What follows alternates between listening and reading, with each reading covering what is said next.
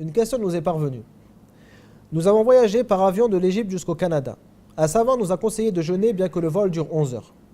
Nous sommes montés à bord de l'avion à 13 heures et avons rompu le jeûne selon l'heure locale d'Égypte.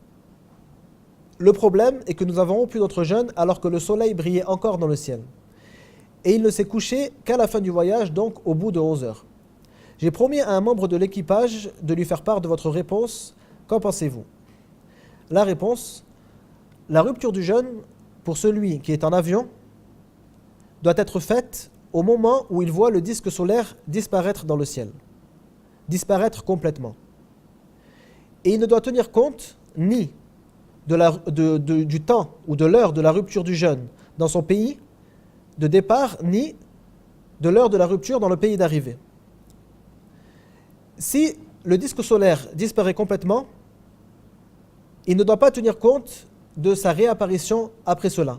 Il peut casser son jeûne au moment où le soleil a disparu et continuer à manger même si le soleil réapparaît à cause de la vitesse de l'avion. Quant aux annonces faites par les pilotes dans les avions qui annoncent la rupture du jeûne dans le pays de départ ou la rupture du jeûne dans le pays d'arrivée, ces informations ne doivent pas être prises en compte de manière religieuse. Mais le jeûneur doit casser son jeûne au moment de la disparition du soleil dans le ciel par rapport à l'endroit où il se trouve. Wallahu a'lam.